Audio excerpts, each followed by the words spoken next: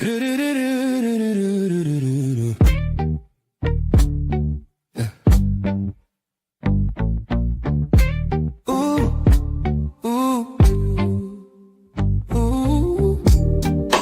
said I heard him say a house is not a home, and I say a home can't make you cry. Living there will cause you to side eye. No one did me wrong, I still have this sad song. I think I always felt this way, too afraid to say.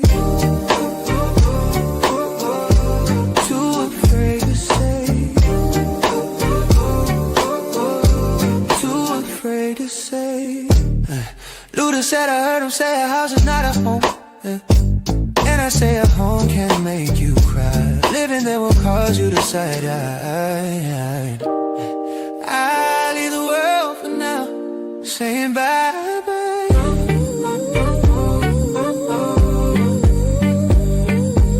No one did me wrong, I still have this sad song. I think I always felt this way, too afraid to say. Too afraid to say. Too afraid to say.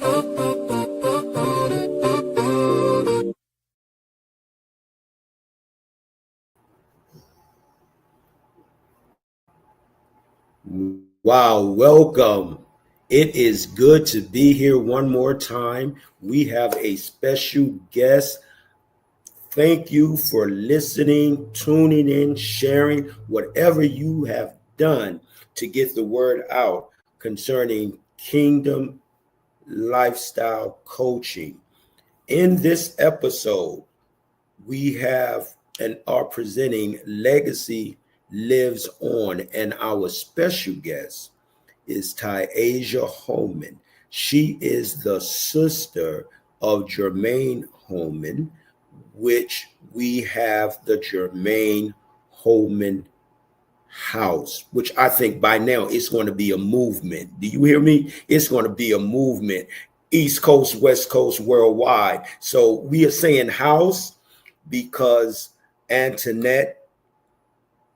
Pastor Antoinette Roberts had presented that as the house, but as we begin to discuss and move into the things that we're doing, we see that it is something larger than our imagination. So it is so great to be here, so great to have Tyasia Holman, and let's bring her right up to the screen. Tyasia, how are you doing today? I am awesome. I'm awesome. Thank you for inviting me. I appreciate the invite. Listen, you stayed in the background so much, I didn't even you could talk. But I am glad that you are here, and I perceive with your personality and your demeanor that you are primarily probably a support person in the background getting things done. But that does not mean that you can't go to the forefront and move and shake a little something. So we are glad. Listen, I want you to take your time, tell us your story, live through the moment. Maybe there is something you did not get out all of these years. You can do it now. Something you did not converse, something you did not say. But it is well worth to hear what you have to say. So I'm going to look at this interview as a stepping stone to a platform you are on. How about that? That sounds like a fantastic idea. And I'm very excited too. So I'm ready to do the work.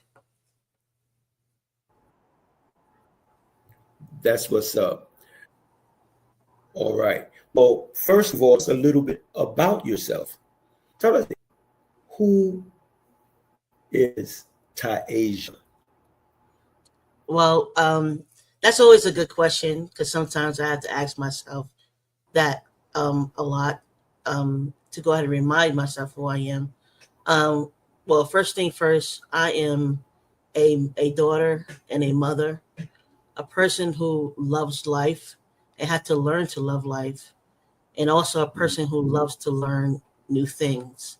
I constantly try new things and really have an open mind of what people are doing because people are so cool. I'm going to say people are amazing, and I'm always a person that's really curious about anything new or anything that's happening around the world. Awesome. So is this a new thing? Yes, very new. I'm kind of nervous. I'm gonna be honest, but yeah, it's very new, very new. Yeah. Listen, when you get into the groove, you're going to be just fine. I've been doing this for a while, but every episode, listen, there is this sense of nervousness. There is this sense of apprehension. And the key to that is to keep it moving, is to be consistent. And I don't think it ever goes away. Matter of fact, you may not want it to go away because you may underestimate.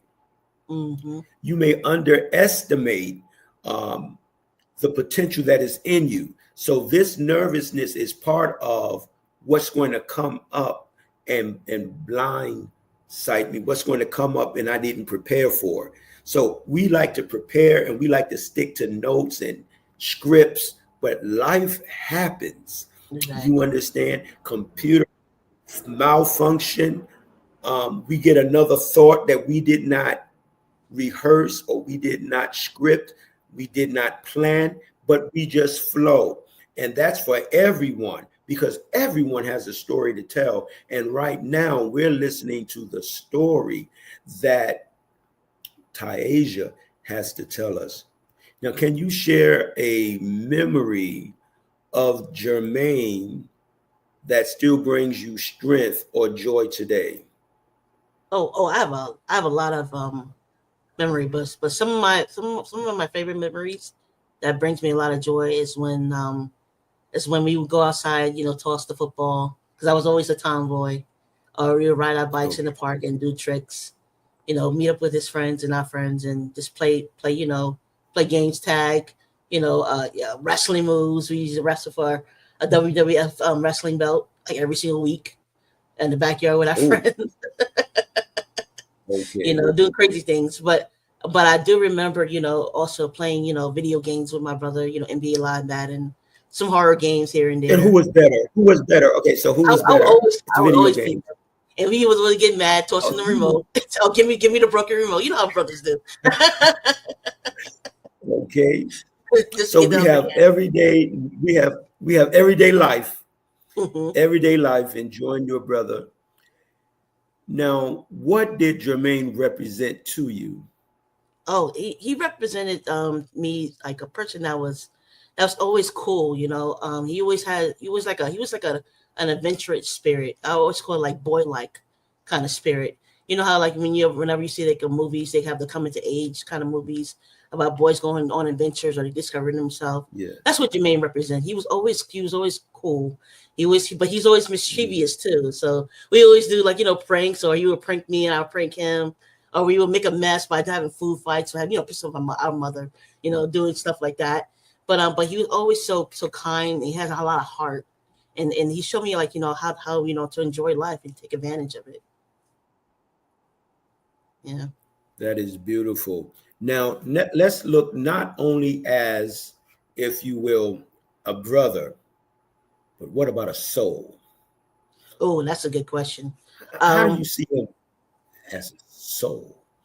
so the soul, I would see him as a person who, despite the fact that he had almost like not can say almost but like a lot of disadvantage towards him and geared to Hmm. gear like stacked against him, he was a person that would always persevere. He wouldn't let Okay. things like that, things of like just get him down outside of outside the home, but inside he was always a person who would protect his sister, protect his mom, protect his loved one. So he was a protective That's what's person. up. Yes. Beautiful. Now let's look at legacy and purpose when you hear the name Jay Holman House. What emotions or visions come to mind? Um, well, whenever I hear it, I imagine you know, Jay will be very proud of our legacy, and and the vision I see is how we go ahead and have create and maintain the human contact and connection between each other. One thing that I Mhm. always see in him was that he always there to dream big, and, but sometimes the weight of the world just felt too heavy Okay. on his shoulders. But he also had to remind me that nothing lasts forever. You know, and it will get better. Towards the Okay. end, as long as we That is great. be strong and keep on persevering. To our goals. But he reminds me to just keep on carrying our dreams and that our pain. It helps us move on and get better. So that's what I think that the legacy of J.J. Hillman is contributes. Okay. You guys recently had an event in the Atlanta metro area. And tell me about that last event and how did it impact you, influence you, motivate you, things of that nature. Well, the name, the say your name walk was very intimate. We had big visions of having a big walk with people coming from all ways of life. But it was intimate because the fact that the people who showed up, they was able to go ahead and release what they had on their shoulders, despite the fact that people think that walks, you just go ahead and do like a 5K, or Mhm. just walk a mile, or a trail. Our walk was a little bit different, and it was much needed because you're able to go ahead and just disconnect from the world and just walk whatever your feet take you, but at the same time, speak to whoever Well, whoever your mind or your heart told you to speak to. So that increases my passion in the J. Holman House to go ahead and just look beyond the superficial things, and to go ahead and connect on a human factor. so let me. Well, How did you feel inside when you was experiencing this walk and seeing the people that showed up and came out? Did you make an emotional connection? Oh yeah, definitely, definitely. It was. I felt it was heavy at first, because I had a lot to say, and I had to go ahead and be patient and listen to other people's journey, and what they had to say as well. But Hmm. what I really felt at the end was like really proud and relief about how we all came together, not just the J. Holman House or what my mother had put together, but also how people just went ahead and just shed, that shell, and was able to be a little vulnerable in front of strangers. So I felt really Right. proud. I felt really relieved, but also I felt like yeah, I'm gonna take this life and just as wrestling by its horns, and just go for it. So I was very, very happy about that. Yes. That is so cool. Now, you all had some this year, some rocks. Am I mistaken? The little Yes. rocks? Yeah, Tell us kindness. about the rock, a kindness rock. Now, whose idea was that? How did that come about? It was actually my mom. She wanted to start a rock garden last year for the walk, and the purpose of it was to go ahead and Hmm. paint a kind word on a rock. To go ahead and just give someone a little bit of hope in their pocket. That's what I call it, a little hope in their pocket. You know, Wow. um, and the reason why it was important, because you could see the creativity that people was putting into this little piece of rock, and how Right. much it moved them, whenever somebody else found it. So I thought that was a pretty cool idea, and I think that is an important thing because it's so simple, such a little tiny Yes. thing, and it makes Yes. a big impact.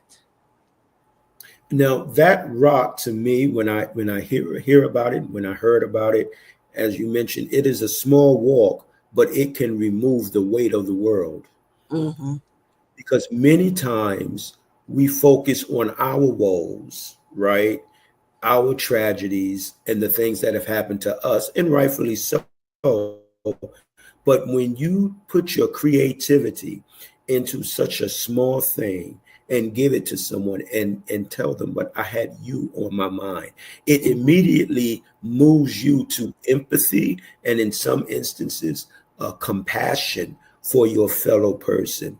And I Yes. think that is so cool that though I'm hurting, there's still enough in me and in my heart to think about you. It shows us that we are all in this together. Mm-hmm. Your story is surely not my story, and my story is not your story, but we all have a story to tell. And some of those stories are tragic. Some of those stories hurt. Some of those stories are painful, but you are expressing it, and you are not in loathsome activity. You are saying, yeah, I'm telling the story in an effort so you can come tell your story and we Mm-hmm. can be healed and we can move on. And that is so awesome. Jermaine's legacy is living on through this movement. What do you believe young men and women need most today? I'm gonna be honest with you. I mean, I think a lot of people just need a hug. You know what I mean? Not and the reason why I'm saying that is because it's Okay, something about listen, being. hug never hurt nobody. And the hug, it's just something about being, embraced, just to feel the comfort of another person, or just to feel that silence and that love, and the warmth. I think a lot of us need that, but also Yes. we need to go ahead and be reminded that that you're not alone.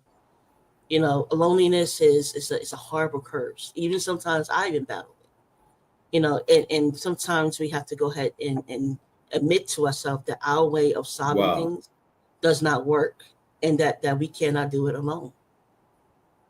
Mhm.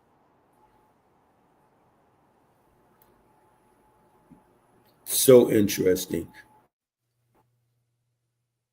Now, how does Jermaine's story speak to what you just mentioned? We're not alone. It Jermaine's story speaks because you know uh, So many w- times people yes, get stuck in their feelings there you go, there you go, because there you they go. they think they are alone. And it's such a horrible feeling, because even I felt that way for a very long time. Even though people was around me and I knew that I can reach out and get help, but I felt that I was unworthy, or I felt ashamed, or I felt Mhm. embarrassed, and a lot of time I felt angry and disappointed. You know, I lost connection. In ashamed, that mental state, embarrassed, and what is the other you said? Um, I also said Feelings I of felt of unworthiness, as well as disappointment and anger. A lot of times I felt disappointed. Felt that no one could understand, no one could help me, despite the fact that their hand was out there to help me, and all I had to do was just really just say exactly what I needed, but I didn't have the words to do it. man. Okay. What were you fearing? What were you afraid of? I was afraid of being a burden, to be honest with you. When Jermaine, passed, Oh, it was such a heavy, dark cloud on our family. And I didn't want to add to the problem. okay. I felt that if I just blended in and be quiet and try to learn how to deal with my problems and not bother anybody with my issues, or whatever I had going on in my head, that it would just be, everybody would be happier, everything would be easier. I set false expectations and imaginary expectations on other people, and with that, it created a crushing, burden for me that I didn't even have to have, that I didn't even have to even have on myself. So, yeah. Okay. So what do you want to tell someone? What will you tell someone that is now feeling like you felt? Talk to them directly. I would say to you that, life always finds a way. You know, Whenever you feel this crushing need of unworthiness, or the burden of being, you know, um, a negative part of somebody's life, or if you feel like you always have to be strong, but your legs is getting weak, to just remind yourself that you have to take care of yourself, and that no matter what, this phase is, it will be over before you know it. During the grieving, and during the pain, that's when it matters the most, because that shapes who you are. And it depends on what you're doing during that time. Not and we always focus on the aftermath. We always focus on what happens afterwards, but we never really remember what's happening during. And during that part, we need to make sure that we always fight to go ahead and make sure that we become better, learn the lesson, and also remind ourselves that it's okay to just be yourself and just be.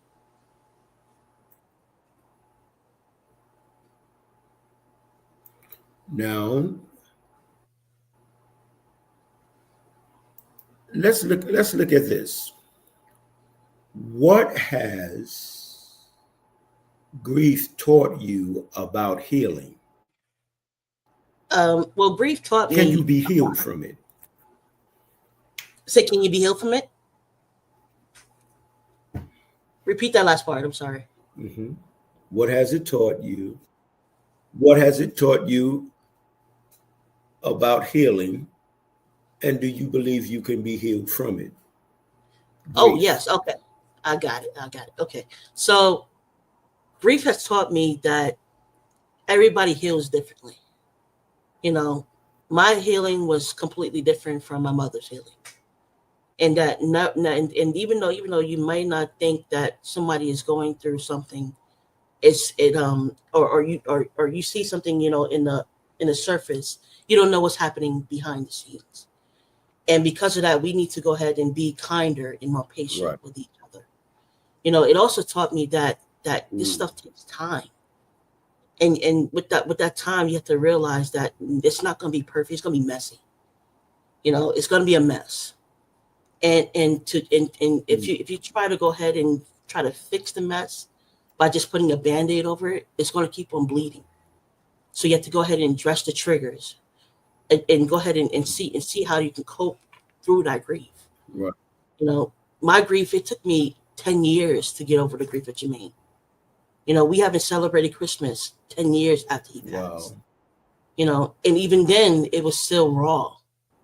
And so we have to go ahead and really evaluate Right. ourselves in that as well, while going ahead and embracing and comforting each other. Now, you can get over grief. I'm not saying that you can't. But it's gonna take some work. And in order to get peace, you have to admit that this stuff do hurt. Yes. Life can be messy. Would you agree? Oh yes, definitely. As you say before, it's unpredictable. You know. Yes. And we have to, so like you're a mother, right? And your baby Hmm. will make a mess. Oh yeah, definitely. And as a mother, you you don't wait for your baby to make a mess. Hmm. You anticipate and you prepare Yes. for Be the proactive. mess Hmm. that may come up, right? When you go Yes. shopping, I better get this cleaning supply because she's gonna make a mess. Or you have a boy or girl. Oh boy. Yeah. So you know they messy. He's definitely the boys. Definitely the boys are gonna make a. I mean, my gosh, they collect frogs and spiders, lizards. I mean, that's what I did. I was curious, and sometimes on their adventures and excursions, a mess appears. Mhm. But the prepared parent prepares for the mess. And in life, our lives, something may get messy. Yes. Did you prepare for it? I would say no. I did not prepare Did you for it. prepare for it? I did not prepare for it. I'm not just saying for you. I'm just saying for all of us. For all of us. Oh, sorry. Yeah. Did you prepare for it? Okay. Go ahead. Yeah, sorry about that. I would say, but to answer your question, I know it's Say what you were saying. I would say, no, I didn't prepare for it, but I did try the best that I could. In that I think that I could give myself a good job. Say good job to myself. Yeah. Okay. So then, how has your journey shaped your view of legacy? Not just what we leave behind, but what we live out. Because right now, you are living out.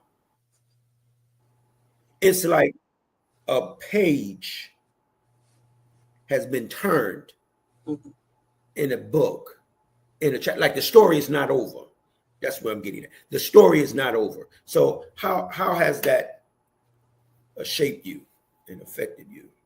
Oh yes. As you say, the story's not over, and the crazy part about it is that in a book you could go ahead and see when the chapters end, but in our life we can't see that chapter. You know what I mean?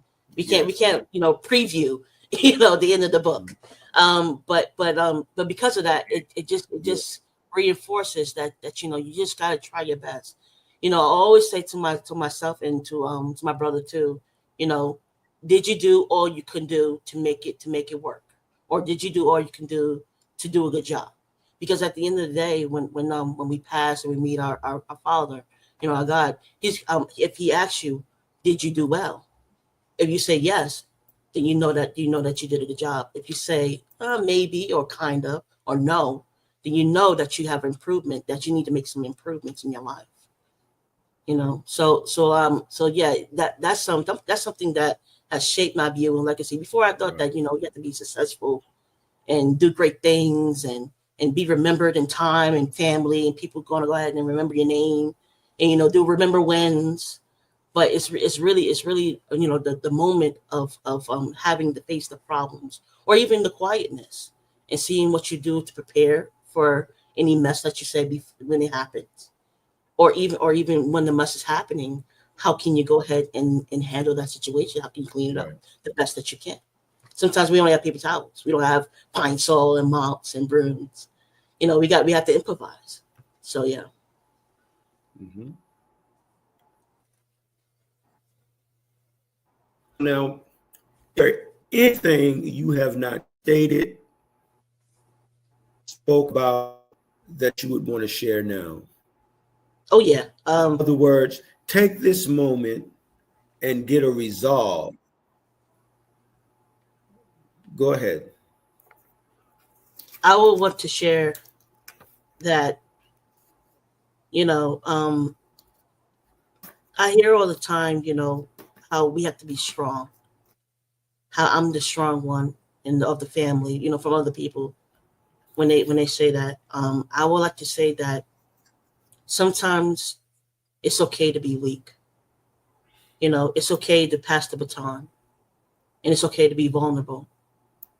But in doing that, we have to always make sure that we establish our boundaries with people and making sure that we be respectful towards each other. A lot of times when we're grieving, we don't pay attention to the angry words, or we just blur out what we want to say. And I'm not saying that we all should just say I don't care and just go for it. But at the same time, we need to make sure that we know that we need to live for those who are living as well. Those who have passed, we remember, but those who are alive, we live for. And it's been hard. It's been hard going through all that, but seeing, how my mother has changed and grown, seeing how my family is finally, putting pieces back together, and seeing how I'm dealing with my mental health as well as my grieving. It's given me hope. It's given me a lot of hope, and I know that, especially right now, what's going on is a lot of uncertainty, but it will be okay in the end. As Bob Marley, that song, "Don't Worry, Be Happy." I love that song because at the end of the day, if you can control things, then make it better. But if you can't control them, let them go. Hope that makes sense.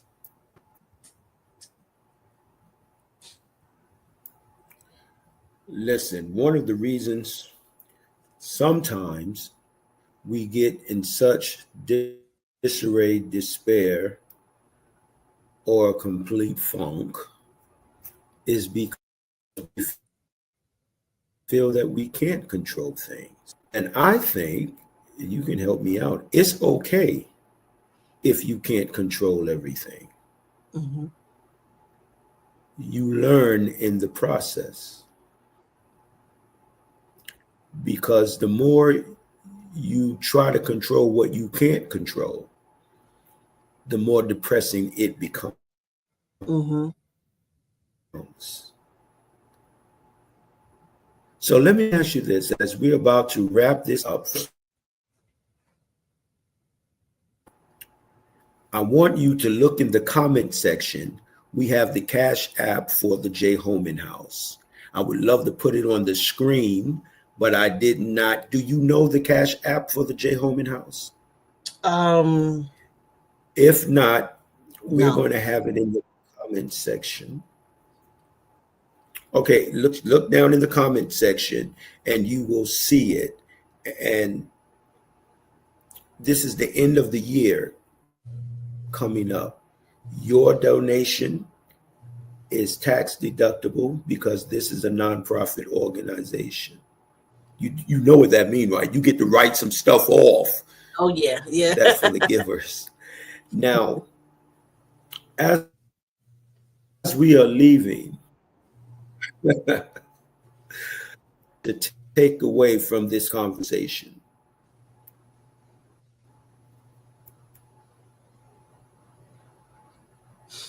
My takeaway from this comment. You say you want me to express my takeaway from this conversation. Um, I would say to go ahead and. the listeners, I always do for that. them I'm to sorry. Hope you could edit that out. say that again. No, I say I hope you can edit that part out.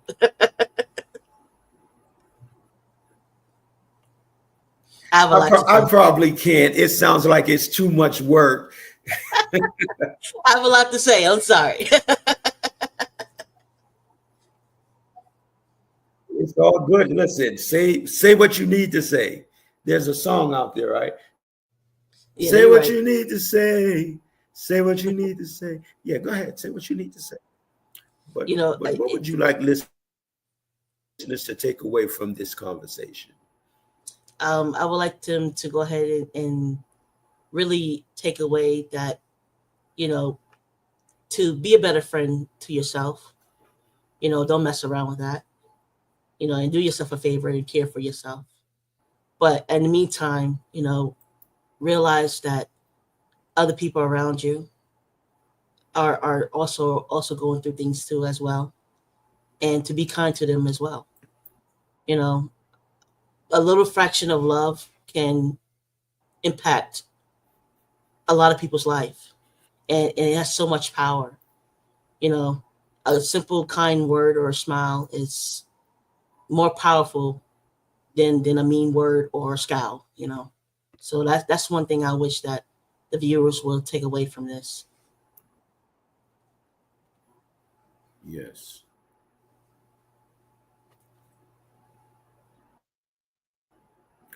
Beautiful.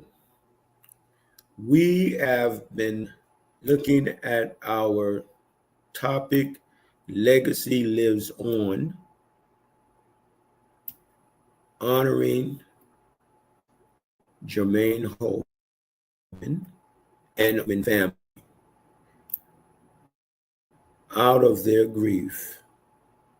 They express their love for others by encouraging them that whatever you are going through in this area of your life, you're going to get through it. And you can make it. That being so appreciative that we have Taisha Holman representing. It's a beautiful thing. And for you, you can represent also. For you, you have a story that you can tell, and it needs to be heard. Take the compassion, the empathy, and go forth and help and heal someone else. It's been an awesome interview, and we will be back on Kingdom Lifestyle Coaching with yours truly on another episode of something. But whatever it is, it's going to be good. Mm-hmm. And I want you to come back. I have a coach. Listen, have yourselves a wonderful day. Have yourselves a wonderful evening. Have yourselves a wonderful month. Have yourself a wonderful remaining of the year. We're going into 2026 with something new, something good, something exciting. Bye-bye.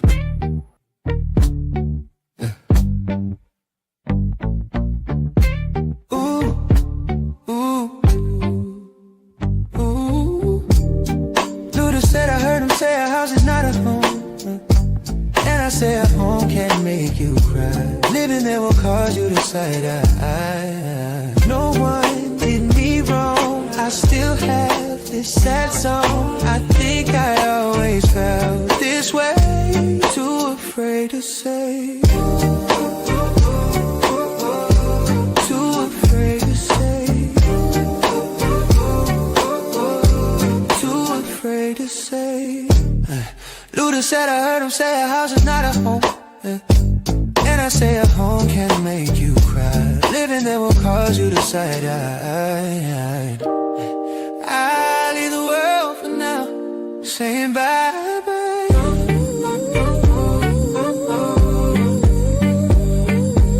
No one did me wrong. I still have this sad song. I think I